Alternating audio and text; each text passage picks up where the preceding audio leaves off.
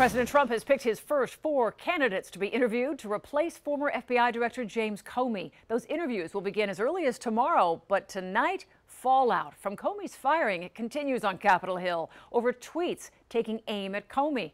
D.C. Bureau Chief Ross Palumbo has it all tonight from the White House.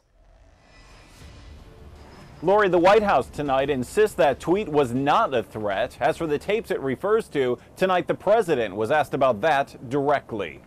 What about the idea that in a tweet you said that there might be tape recordings? Well, that I can't talk about. I won't talk about that. Neither the president himself. Did President Trump record his conversations with former FBI Director Comey? Nor his press secretary would answer, although asked. The president has nothing further to add on that. Again. As I mentioned, the president has nothing further to add on that. And again. Nothing further. And again. And for the third time, there is nothing further to add on that. And all of it coming from the president tweeting, James Comey better hope that there are no tapes of our conversations before he starts leaking to the press. That's not a threat. He's simply stated a fact.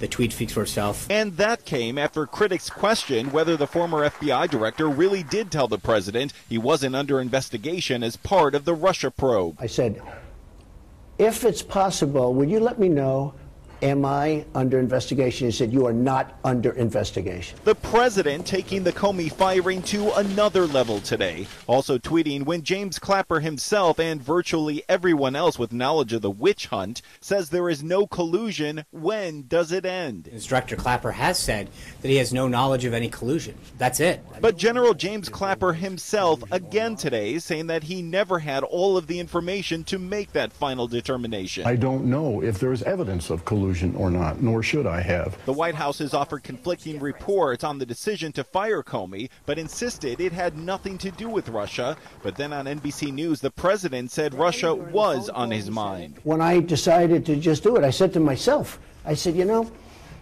this Russia thing with Trump and Russia is a made-up story. Democrats have now sent a letter to the White House writing, because of the many false statements made by White House officials this week, we are compelled to ask whether any such recordings do in fact exist.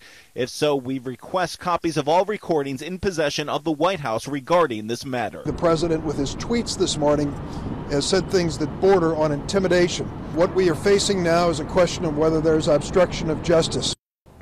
There are several reports out tonight, by the way, that say that James Comey is not worried about those tapes, even if they do exist.